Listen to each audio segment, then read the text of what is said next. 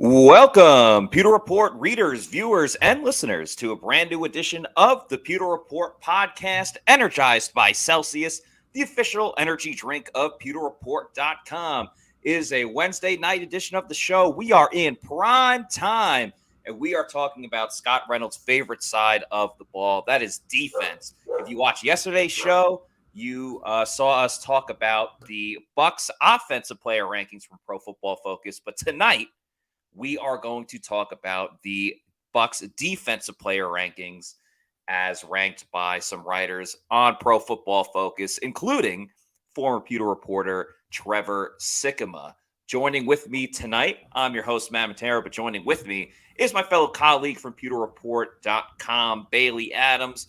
Bailey, great to be talking to you, my man. How are you this evening? Doing pretty well. It's good to be back. Good to be back on the show.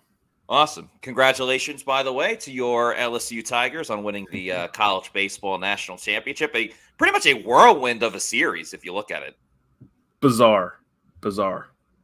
Yeah, sorry to the Gators fans that are watching that, but we appreciate all the Pewter people that are joining us tonight. A lot of comments in the chat already before the show even started, so I kind of like that everybody was, pre-gaming beforehand, essentially, starting with Jason Chambers, who said, go Bucs, go Pewter Report.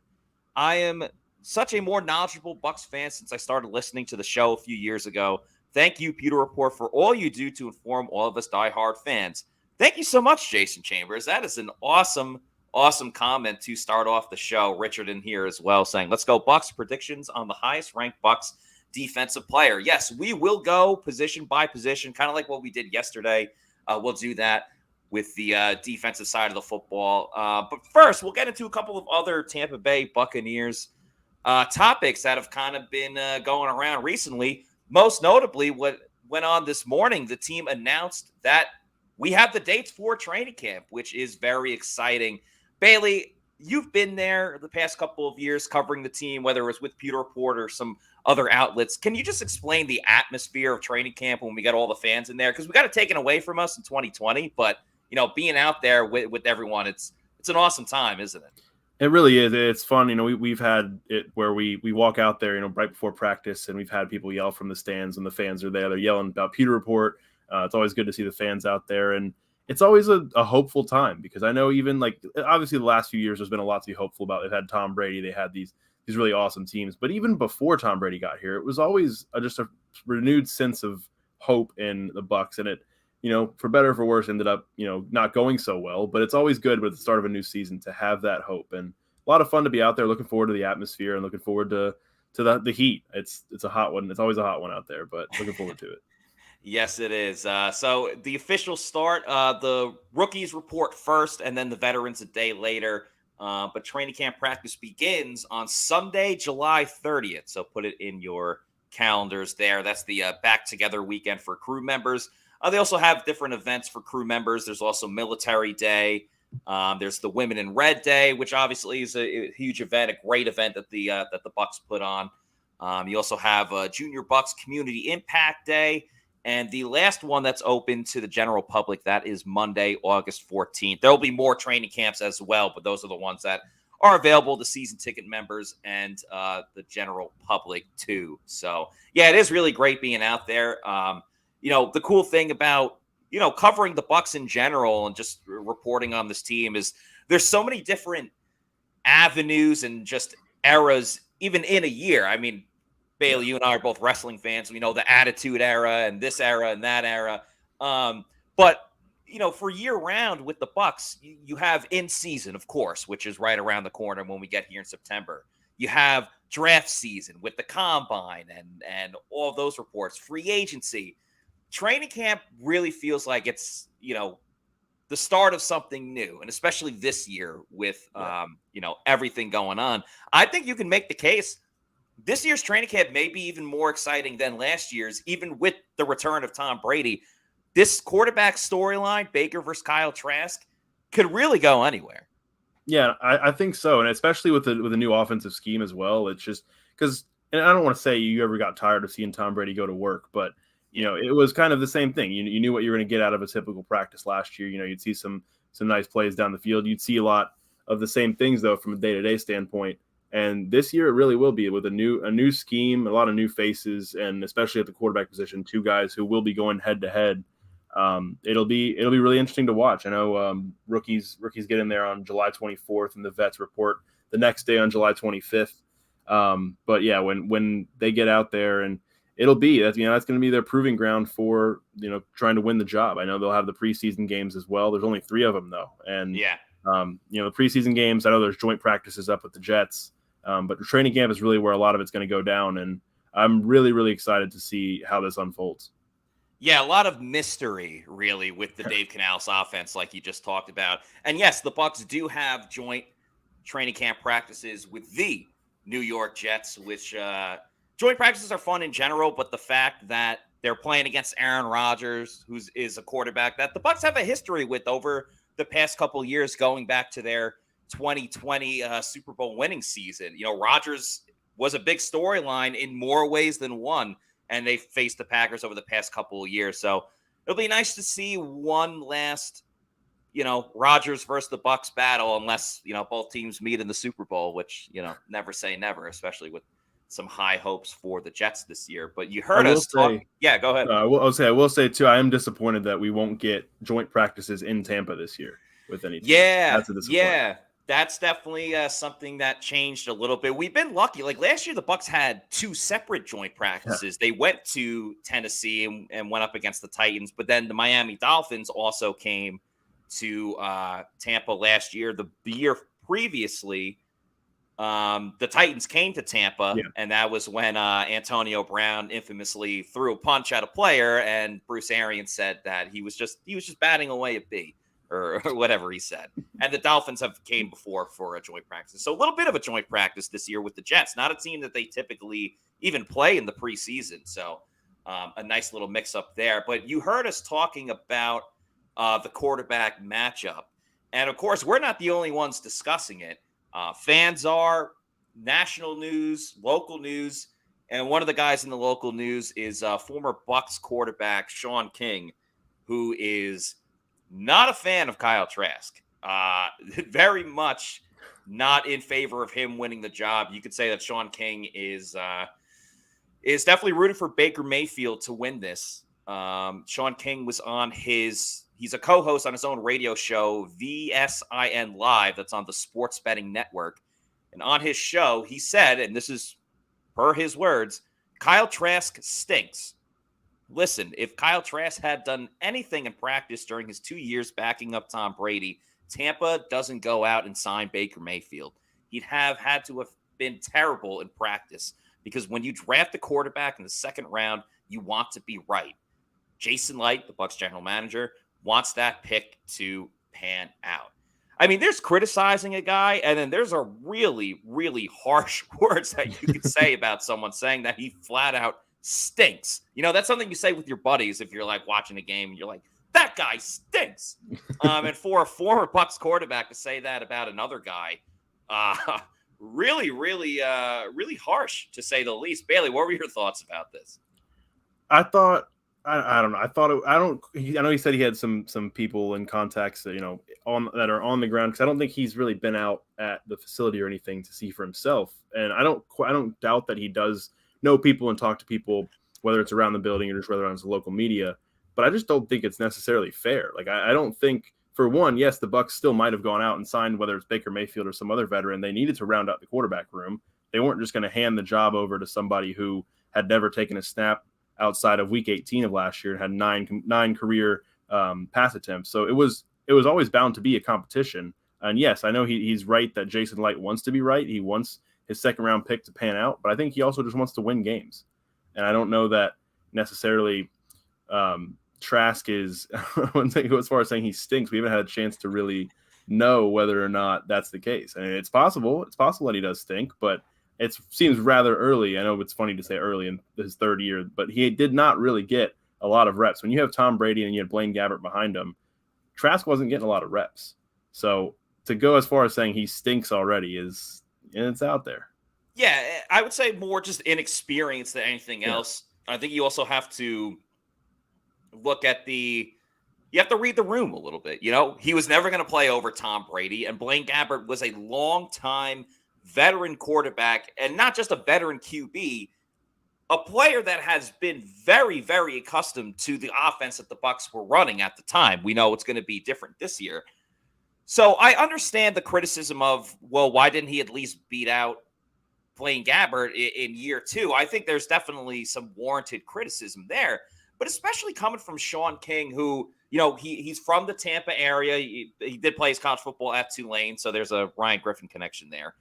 He was part of the Bucs' original Super Bowl winning team, but he's a guy that, he started 21 games over 5 seasons for the Bucs. Ended up being a backup quarterback as his career went on. So he's kind of been in a similar boat to Kyle Trask. Sean King was also a second-round pick, so there's a little similarity there. And Bailey, I think you bring up a great point that it wasn't like Kyle Trask could be the only guy on the roster at quarterback. Like, you needed to fill out that room. And, the Bucs could have went the route of drafting a quarterback earlier. And they didn't, obviously, because this wasn't the best draft class out of the original 4 that were already going to be off the board at the time. So why wouldn't you bring in competition like someone with Baker Mayfield? It just doesn't really make much sense at all. And Jacko bluntly saying Kyle might surprise us. Give the guy a chance. A lot of people are saying Sean King is jealous as well. K-pop lover. All right, we got some K-pop fans in the chat. Nice. Says Sean is jealous. And Tom Bucs fan said Sean King had issues with his own work ethic when he started for Brad in 2002 against the Steelers. His first pass was a pick 6.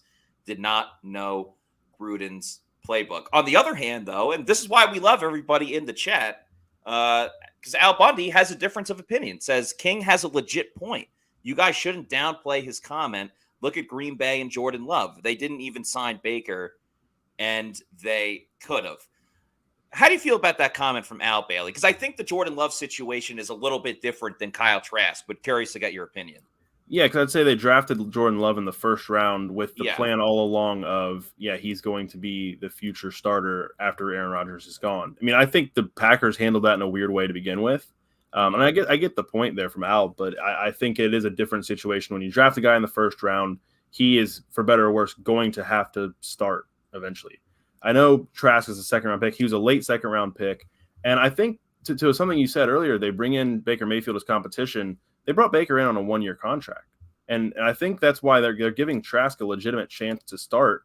And if he wins the job, they're not tied to another quarterback they just brought in. They'll have Baker as his backup for a year. Then next year it'll be, if Trask plays well, he's got his next year of his rookie deal or his last year of his rookie deal. So I don't think it's something like they brought in Baker Mayfield and they signed him to a 4-year deal and he's guaranteed to be the starter. They had to bring in competition. The Jordan Love thing, like I said, it's a first-round pick, and it's a bit of a different situation, but a fair point, I think, from Al as well. Yeah, I think with Jordan Love, he was brought in to be the successor to Aaron Rodgers, and that's what you do with a first-round pick. The Packers did the same thing, and Adam Slavon would say as well, because he's a Wisconsin guy. Like the Packers did the same thing when Brett Favre was the quarterback, and they took Aaron Rodgers in the first round. So, like, they have a method that they've gone with before, and I mean, it panned out with Aaron Rodgers up until this point.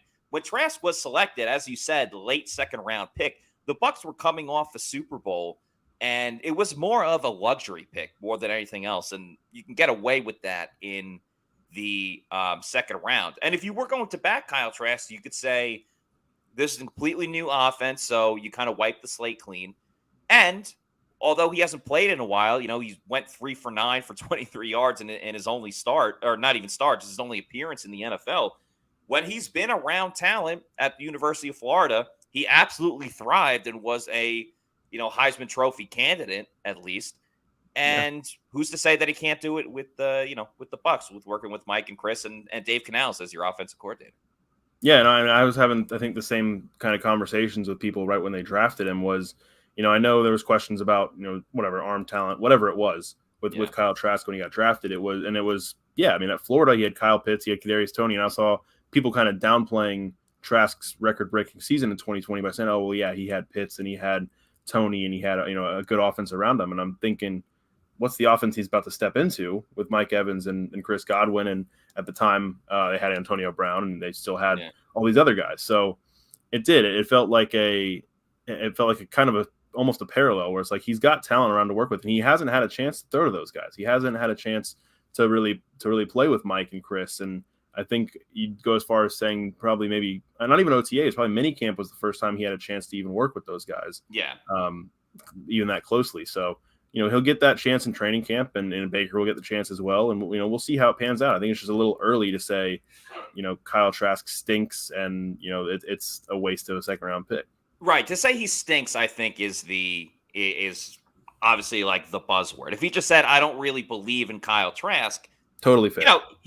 Completely fair. And he's just kind of being honest. But to say that he stinks, and from not seeing it firsthand, because, you mentioned it before, and he is at least he believes in the Bucs with Baker Mayfield, as Wayne Hankinson says. I think Baker will be the starter, but will he finish the season? Where was it? Sorry, I lost my spot for just a second. He goes on to say about Baker Mayfield, and, King's radio show is on a sports betting network. He goes on to say, still in research mode with Tampa. I've got boots in the ground there in Tampa. Every practice, I'm getting reports. So he's not even seeing this up close and personal. He's just hearing like what other people are saying about it. Because I think if what I think is true, there's tremendous betting value with Tampa. But I'm also trying to really get a grasp on why this win total is as low as it is at 6.5, specifically because of the division the Bucs are in. The NFC South is, let's be fair, the worst division in the NFC this year. I agree with him there. And, plus, like, the other opponents that they play this year are not great as well. So I do think Sean King has some validity to the point of the Bucs are going to go over 6.5 wins this year. That's how I feel. But to say that Kyle Trask stinks when you haven't even looked at him in practice, I think is a bit of a stretch. Yeah, I think so. Yeah, no question about it. All right, we're here to talk about defense. Enough of the offensive side of the ball. We are here to talk about the team that did not allow a touchdown to Patrick Mahomes in the 2020 Super Bowl. A team that is spearheaded by Todd Bowles, the head coach, who was calling the plays last year and really kept the Bucs in a ton of games last season until some miraculous comebacks at the end. And as the title of the show is, Pro Football Focus's Bucs defensive player rankings. So let's start with defensive tackle. I think everyone already knows who we're going to be talking about here. This was an article written by Gordon McGuinness of PFF back in late May, and he ranks the top 32 interior defensive linemen or in the league, really. The top interior defensive linemen. Clocking in at 14 on the list, of course, is none other than Vita Vea, that guy right there throwing his hands up, comes in 14th overall. Here was the write-up on Vita Vea. He says, Vea impresses as a pass rusher, consistently earning PFF pass rush grades of 72.5 or better throughout his 5-year career. However, his play against the run hasn't quite matched that with the sub-65 PFF run defense grades in each of his past 2 seasons. A couple of the guys just ahead of him are Javon Hargrave at 13, Leonard Williams at 12, Derek Brown from the Panthers at 11, Jeffrey Simmons at 10. A couple other guys above him include Daron Payne from the Commanders, Calais Campbell with the Falcons, Dalvin Tomlinson with the Browns, Jordan Davis with the Eagles at 19. So, Bailey, I will ask you, was Vita Vea properly rated? Rated too low? Rated too high? Where do you fall on this? I feel like it's just a little low. I kind of looked and referenced last year's rankings when they ranked PFF ranked the defensive tackles last year, interior defensive linemen, and he was 7th last year. And I know there's the potential for other guys to move up based on the way they played in 2022, but I don't think Vea played poorly enough in 2022 to drop 7 spots. I know he had a career high in sacks. He led the Bucs in sacks, and he had 6.5. And I know that the Bucs run defense wasn't as good as it was in 2022 as it was in the previous years, but I don't think there was enough of a drop off for him to plummet like that. I think he's probably a little better than top 14 in the NFL. Yeah, I'm with you on that one. I don't think he should drop 7 spots. I think if you want to put him right around the top 10, maybe in the top 12, like I think he should surpass Leonard Williams at 12. In my opinion, I think that's definitely a spot that he could take advantage of. I mean, Christian Wilkins is in the top 10 at coming in at number 8 for Miami. Old man Cameron Hayward coming in at the top 5. I don't think Vita Vea is top 5. Like DeForest Buckner's right there at 6. Just had a great performance at the Beer Olympics with George Kittle for the Beer Olympics hosted by the Bussin' with the Boys.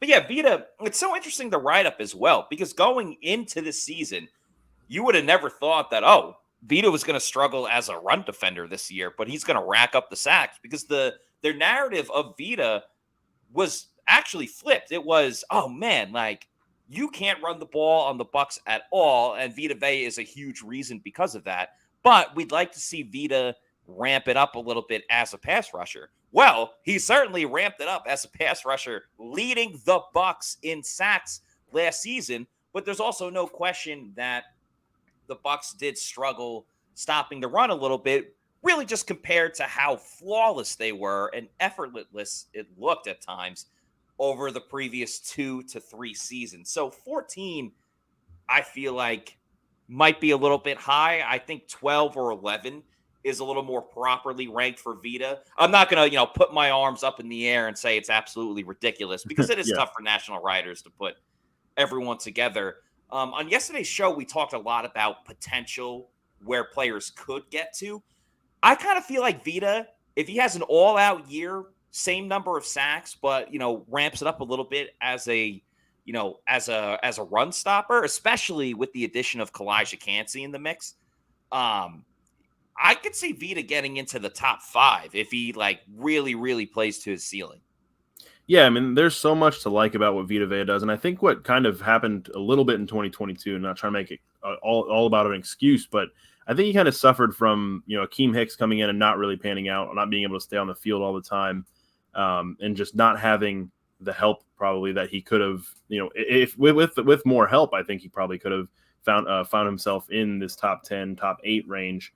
But yeah, I agree with you. I think there's so much strength and there's so much just mass there with Vita Vea, and if he gets back to where he was against the run this year and he continues to work on that as a pass rusher and having those faster guys on the sides of him and Kalijah Kancey and Logan Hall, I think that can help him and help create opportunities for him. And he's going to create opportunities for them. I think there's a lot to like about what he does, and especially it was so interesting to see him pop off with 6.5 sacks, a career high, because early on in his career it was Vita Vea does so much that doesn't show up in the stat sheet. It was just he eats up the interior and creates opportunities for the guys on the outside. But to see him, come through last year with those sacks, you'd love to see it continue and love to see the Bucs run defense kind of step back up to where it was before. King Cook says Vita needs to get his conditioning under control. His play did drop off. He was on the sidelines way too much during critical moments in games, though. Just saying. I think he plays the proper amount of snaps, and I think when the going gets tough, he's usually in there. But if there are big game situations and Vita's not on the field, that would definitely be an issue. Coming out towards the end of this list is B.J. Hill of the Bengals at 30, Daquan Jones of the Bills at 31, and Zach Allen of the Broncos at 32. I mean, we weren't going to find Logan Hall on this list at all, and obviously Kalijah Kancey is a rookie.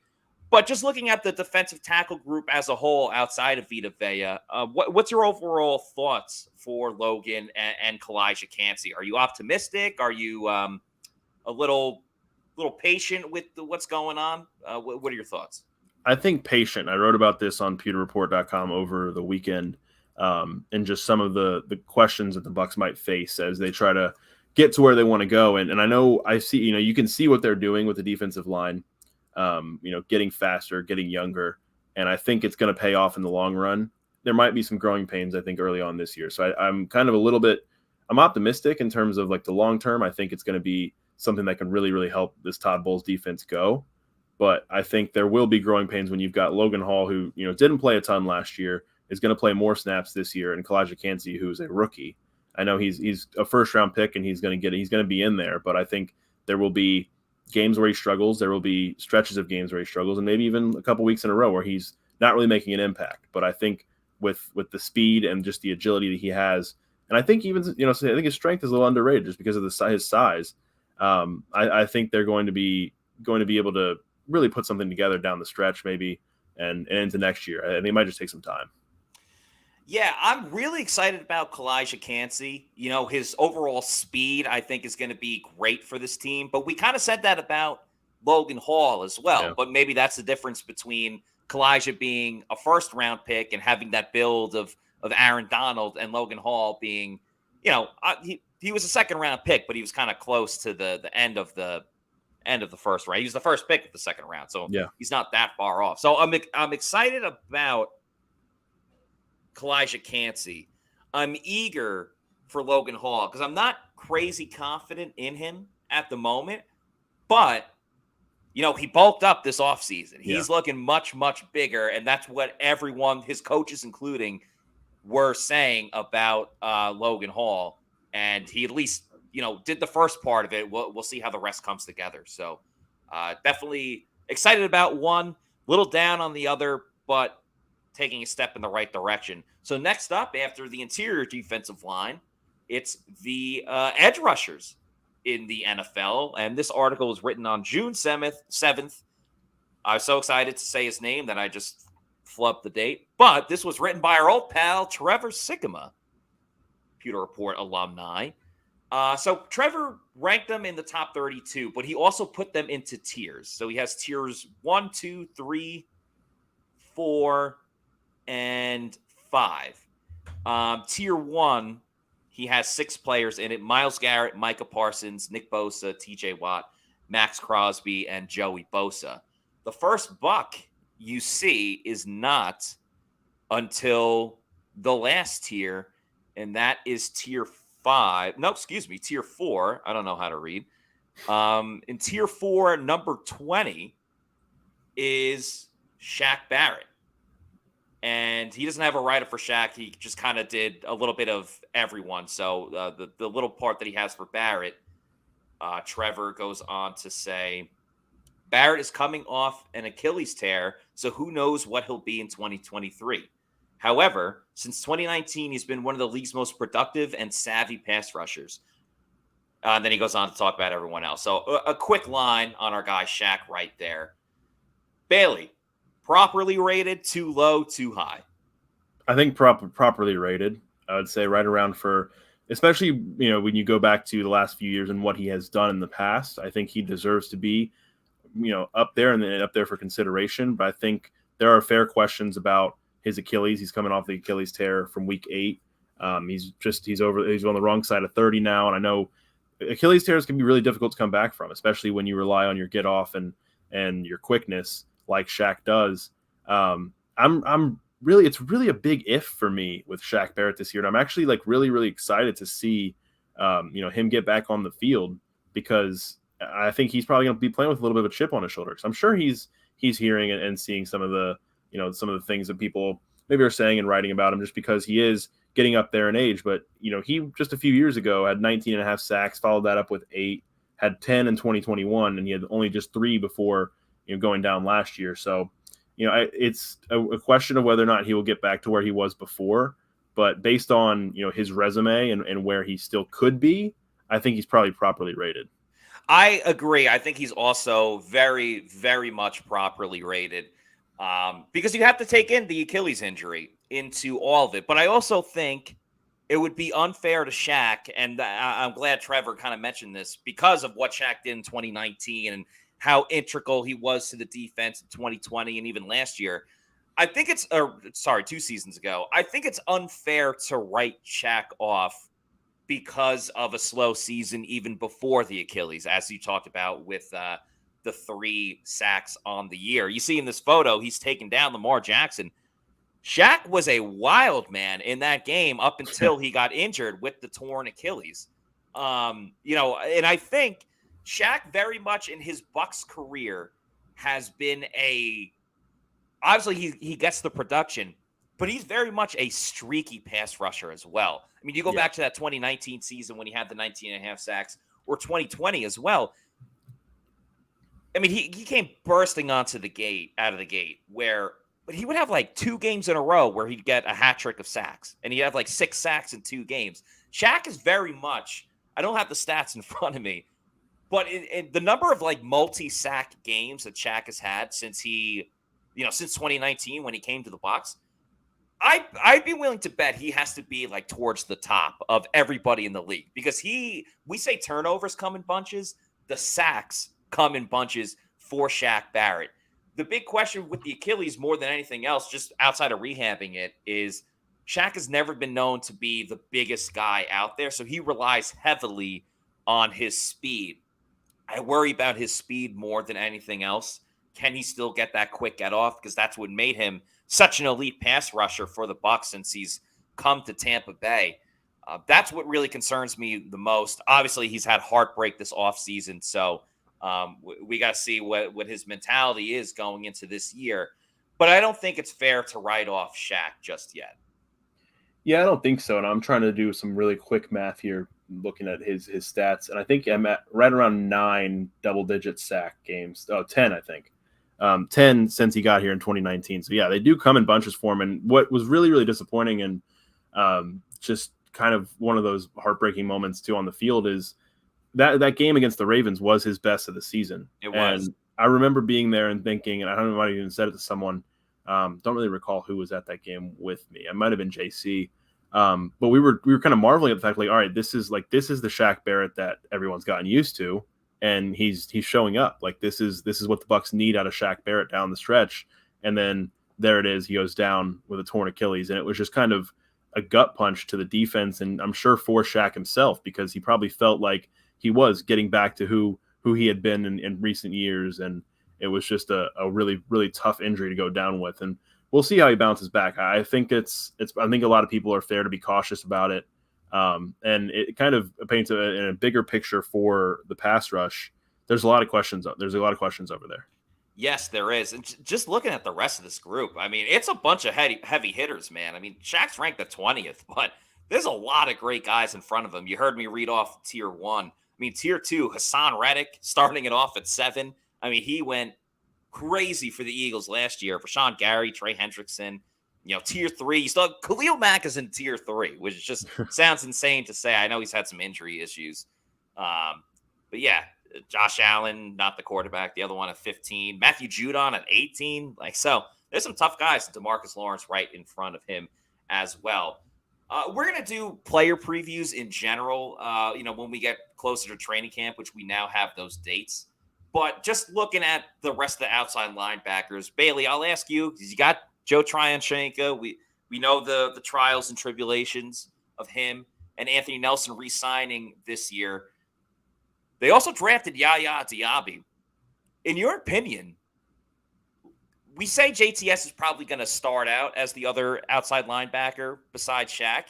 Who ends up being the second best edge rusher for the Bucs this year if Shaq's going to be the number 1 guy? I really wonder, and it is all about whether or not JTS takes that next step, like everyone hopes and everyone needs him to.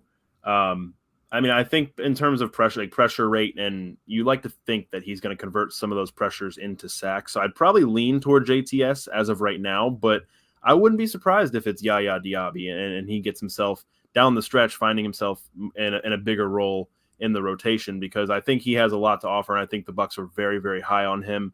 And then like last year, Anthony Nelson coming up with 5.5 sacks, being tied for second on the team. I think you kind of always know what you're going to get from Anthony Nelson, which is always nice for the Bucs. But I think, I'm just, and I don't know if it's a little bit of an optimist in me today, but I'm thinking JTS has got to convert some of those pressures into sacks and figure things out this year.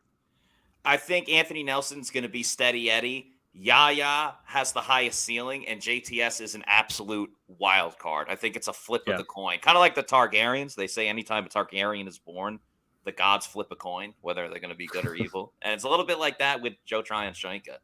But, talk about high ceilings, talk about things that can be great. Consistency, There's always greatness when it comes to Celsius Energy Drinks, the official sponsor of the Pewter Report podcast. So many different flavors that you can choose from, including the Oasis 5 Sparkling Lemon Lime, Sparkling Orange. I also like the Strawberry Lemonade and the Arctic Vibe. Kiwi Guava is pretty good too.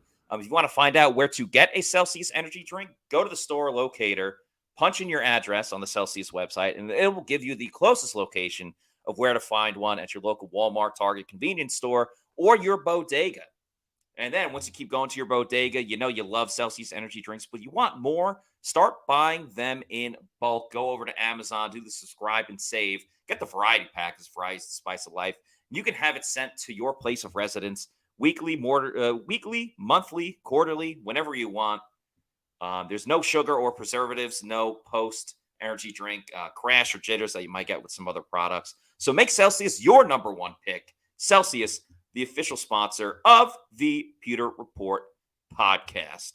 All right, Bailey, the next group will talk about, we've been talking about a lot because one is a future Bucs Ring of Honor member.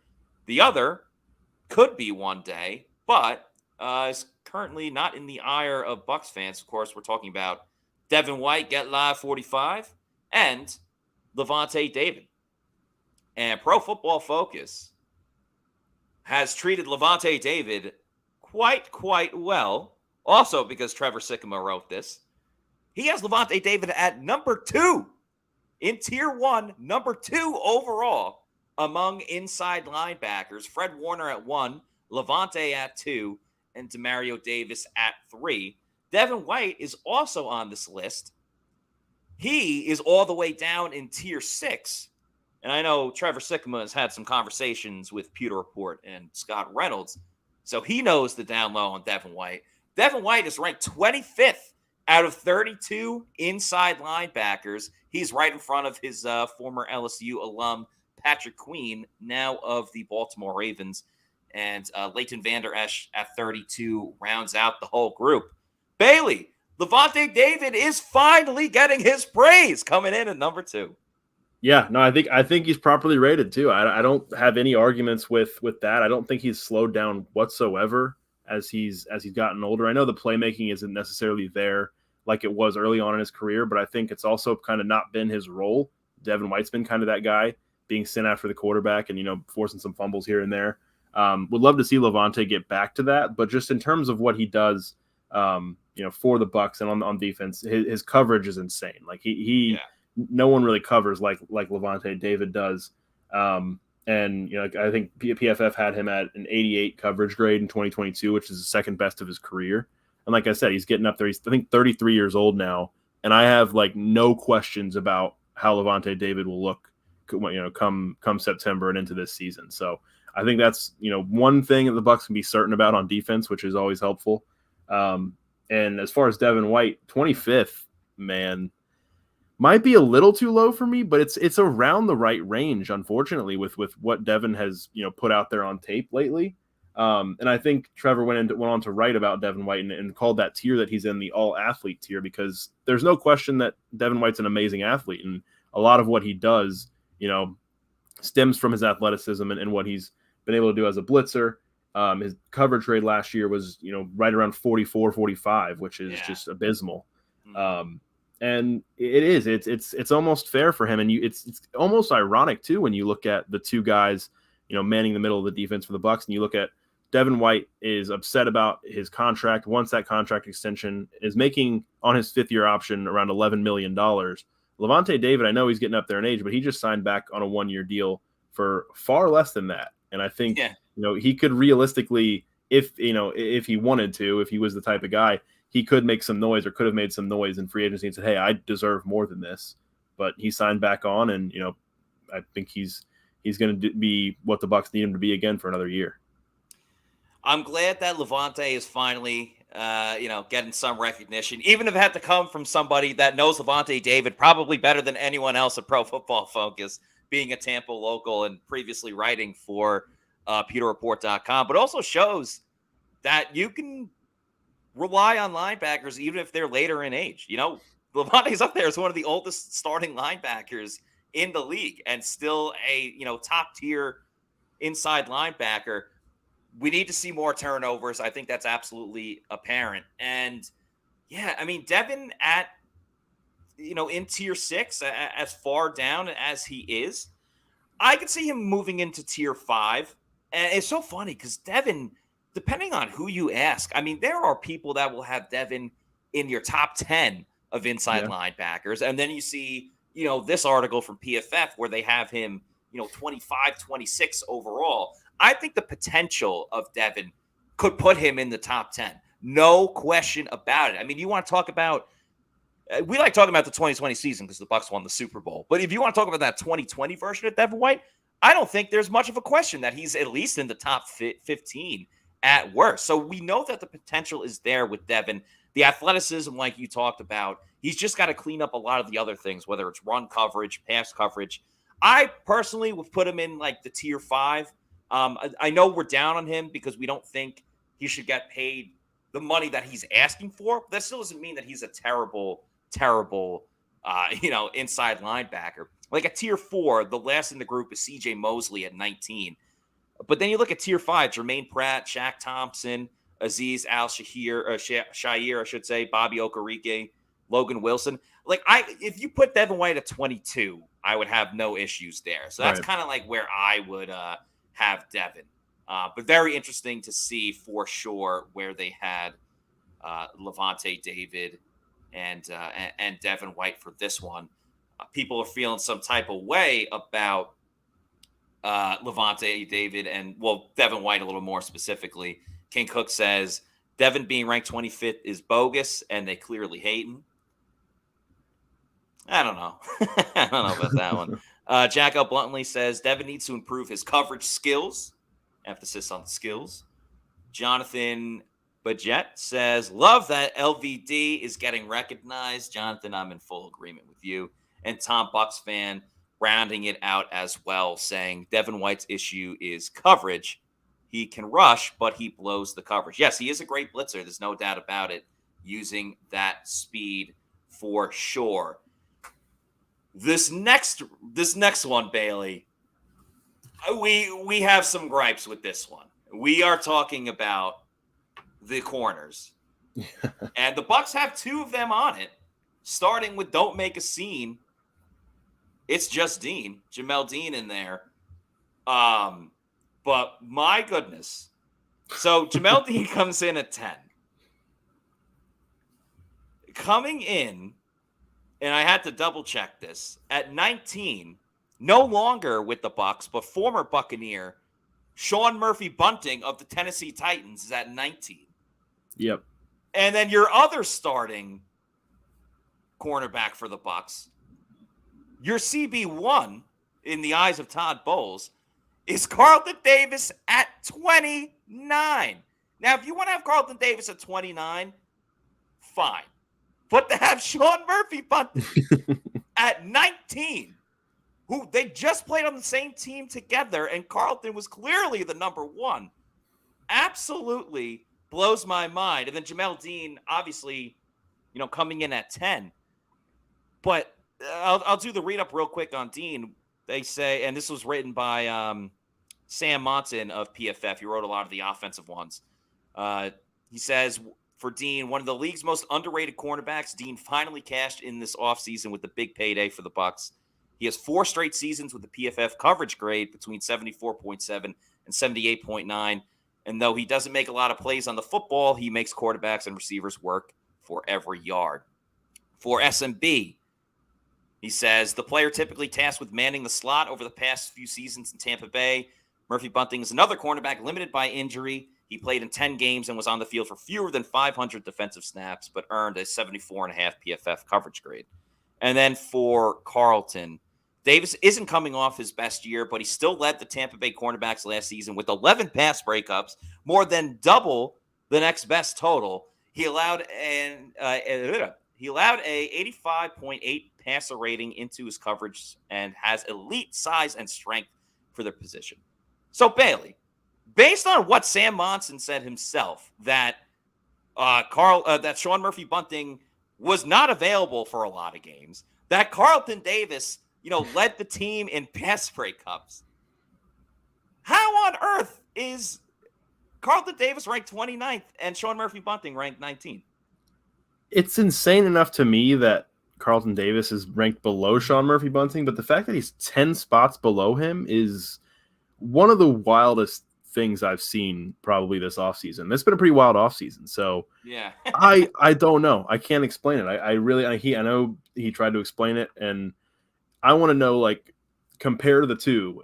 How do you explain 10 spots ahead for Sean Murphy-Bunting? Because, yeah, I know Carlton didn't have his best year, but I think there was still a lot of really, really good play from Carlton last year. Yeah. I mean, he locked down Jamar Chase, I think, in that game against the Bengals. He did. Had an interception. From remembering correctly. And, yeah, I know Sean Murphy-Bunting, he had a penchant for turnovers. I think that's something that he's had in his favor over the last – obviously, that Super Bowl run, he had 3 straight games with an interception, but I think he kind of lived off that for a while. And I liked Sean Murphy-Bunting. I mean, I liked him as a guy, and I really awesome was dude. speaking with him. Great dude, but I don't understand how you can put him this high in general, and especially with the context of ranking him 10 spots ahead of the guy who is the cornerback one on the same team for the 4 years they were together, or 5 years they were together. It's really, really crazy to read. Yeah, it blew my mind when I was reading the story, and I do respect the writer. Everyone's going to have their different opinions, but just watching every single game, SMB got beat a lot too. Like most notably in the Germany game, against the Seahawks, there were times where SMB just lacked confidence, and that's why he kind of like fell down the depth chart. Carlton has always been a guy that relishes in the fact of going up against the top wide receivers in the league, because he believes that he's a top corner in the NFL and has done great jobs against some of the best around.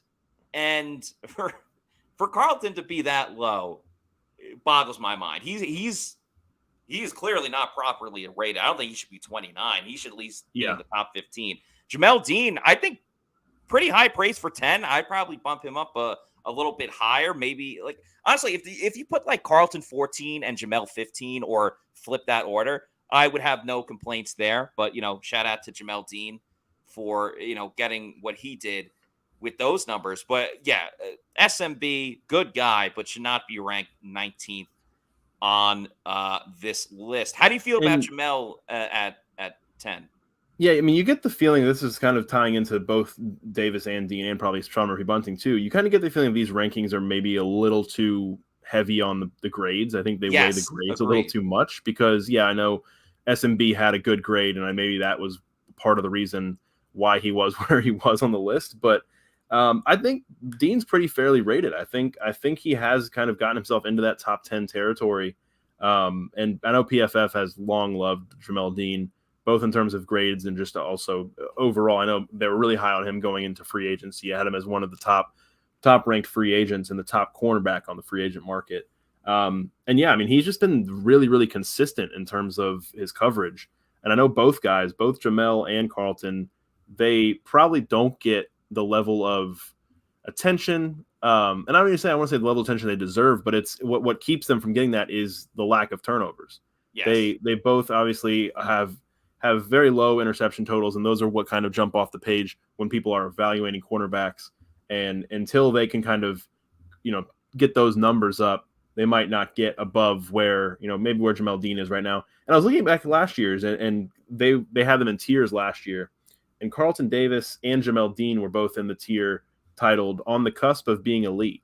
Mm-hmm. And I know Carlton didn't have his best season in the NFL this past season, but for him to go from on the cusp of elite all the way down to 29th just feels drastic. And last year, Carlton was 13th and Jamel was 14th. So, I mean, it's fair to say based off of last year and where everything's gone that Jamel has jumped him in the rankings. It's fair to say that, I think. But for one to be so far below the other, I don't know, man. It's a lot. You're absolutely right about the turnovers is what's hurting them and holding them back. If they each were able to get their hands on the ball a little bit more with way more turnovers than just 2 for Jamel Dean and 1 for Carlton Davis, I think, especially for Davis, moves up the rankings a ton. And I think the best way to describe like why these rankings are off, at least between Jamel Dean, Sean Murphy-Bunting, and Carlton Davis, Sean Murphy-Bunting and Jamel Dean were free agents this offseason. Carlton Davis was a free agent last offseason. 2 out of those 3 got multi-year deals with not mega, but pretty big contracts. The other one signed a prove-it deal. Yeah. What else needs to be said? Signed a prove-it deal with another team, too. I think like the Bucs valued Yes. both of those guys enough to give them long-term deals. And against some cap constraints, too, said we need to make room for these guys. We want these guys longer term.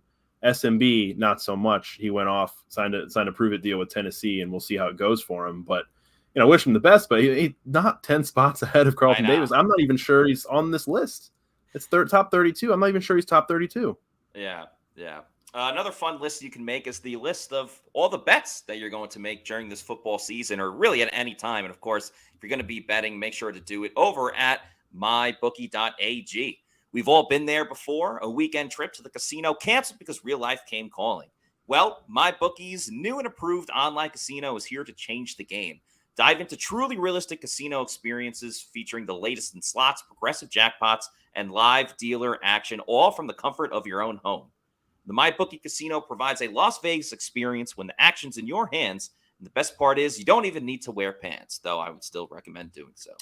Your adventure at the MyBookie Casino begins today with a generous sign-up bonus using the promo code Pewter, that's PEWTER, and to secure yourself a sweet deposit bonus. And that's not all, because their revamped loyalty program ensures that you'll be showered with rewards, including free spins, cashback offers, and a host of exclusive VIP perks. So the more you play, the more you win. Play anytime, anywhere with the MyBookie Casino. That's promo code Pewter. And, of course, get up to $1,000 with your first deposit bonus. Even if you learn from Plant City Math, you know that is a heck of a deal. So use that promo code Pewter at mybookie.ag. Now, last but certainly not least on this list, we're going to talk about the safeties, most notably Antoine Winfield Jr., but there's some love for Ryan Neal as well. This PFF article was written on June 8th by Dalton Wasserman. And Antoine Winfield Jr. is ranked 4th overall. And Ryan Neal also makes the list, coming in at 28th. And I got to say, if you want, you can check it out on PFF, the write-ups on it.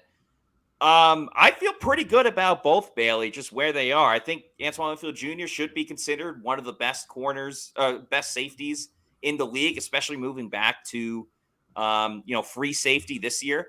And Ryan Neal played very well as a starter last year, but needs that opportunity to be a full-time starter. So I was pleasantly surprised he even made the list. Yeah, and I think I'm pretty much there with you. I think especially with Antoine, I think he should be right around where he is at 4th. I was just a little surprised. Like I kind of thought, good. I'm pleasantly surprised to see him up there in the top 5.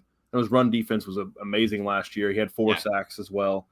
Struggled a little bit in coverage. I think moving into the slot wasn't maybe the best thing for him. I think really more comfortable at the safety position, and it'll be good to see him back as more of a full-time safety role this season.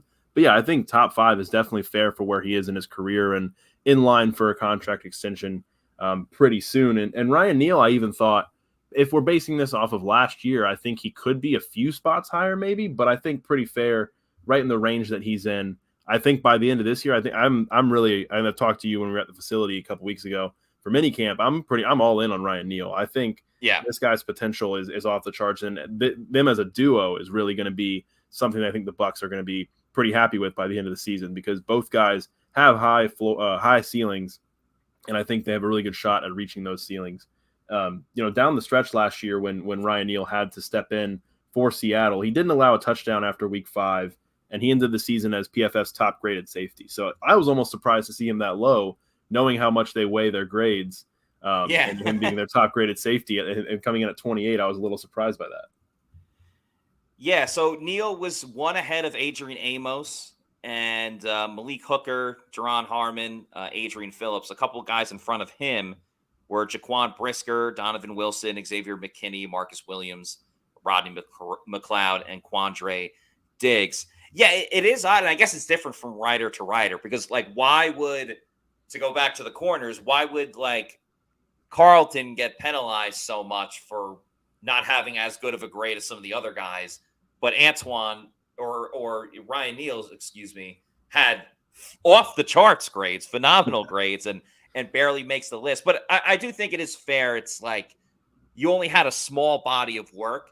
Yeah. You got your foot in the door. Now, what do you do from it from there? And yeah, to go back to Winfield, I would just say at the time, I think it was a good move by Todd Bowles. I would not knock him for moving Winfield into the slot, but it's just clear that not that it didn't pan out. It's just clear that he's way better at free safety overall for the Bucs defense. And I think it's easier to replace like a nickel corner than like a free safety that can do a little bit of everything, because that's where Antoine's at his best, when he's, playing center field and is able to knock some balls away, grab some interceptions, and then he can go up to the line of scrimmage and blitz. And I think you saw a lot with like the forced fumbles as well. He was great at just knocking the ball loose because he's able to fly around, and, a big tight end, he might break through the linebacker in a corner, but once you're trying to break multiple tackles and you have another guy coming in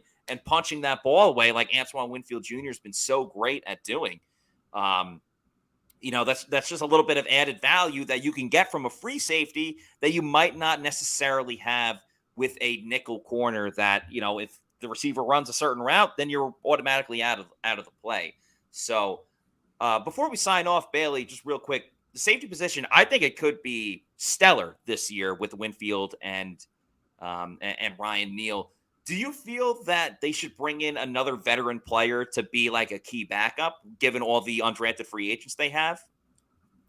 I'm really on the fence about it. It's one of those things where I could see why they would, but I think there's a lot of upside with some of these undrafted free agents that I almost want to see what they've got. And I think maybe that might be a training camp thing. They might see what they have in training camp and in the preseason, and I would lean toward that and have them kind of evaluate them during preseason. And then you might see some guys, I know, either they're unsigned or they're waived because of cap constraints or whatever, not making their rosters across the league. And we saw it with Carl Nassib back in 2019. Yeah. If it's a guy like that where you can get a safety to come in and kind of plug him in as your number 3, number 4 guy, might be worth it. But I do want to see, everything that these undrafted free agents have to offer, because I think they have a pretty good class, especially at the safety position. Yeah, I think that's a good point. There's a lot of excitement around the safety room in particular, because I think there's a couple of guys that could have potentially been drafted in a late round, but the Bucs were able to get them as an undrafted free agent. Another player you're going to see, you're actually going to be able to see them tomorrow night on the Pewter Report podcast. That is rookie tight end Payne Durham is joining the show tomorrow night at 7 p.m. Eastern Standard Time. Make sure to set your alarms. Payne Durham is going to be on the show. Very excited to have him on. We'll obviously talk to him about getting into the NFL and, his overall thoughts and outlook of the Bucs offense. So going to be very exciting, a lot of fun having Payne Durham on the show, the Bucs rookie tight end. And of course, please like and subscribe to our YouTube channel and follow us on all of our social media on Instagram, Facebook, and Twitter. We are at Pewter Report. And then, of course, on YouTube, we are Pewter Report TV. Always got a lot of great content coming out. We have content daily along with the Pewter Report podcast, different shorts, different clips, practice stuff, interviews, really just like think pieces as well. A lot of great content on our YouTube channel. So please go ahead and like and subscribe to our YouTube channel. One last thing real quick before we sign off. Want to say RIP to Ryan Mallett. That was a very sad story that we heard of. And also some scary news with Leonard Fournette. If you saw on his social media, his car caught fire, and thankfully he was able to get out safely, but his car absolutely exploded. So glad that Leonard Fournette is doing okay. RIP to Ryan Mallett. And, obviously thinking about his family, thinking about Leonard Fournette as well. But that's going to do it for us on tonight's show. Remember, Payne Durham tomorrow at 7 o'clock Eastern. So for Bailey Adams, I'm Matt Matera saying thanks, everybody, for watching, and we will see you tomorrow night for another edition of the Pewter Report podcast. Out.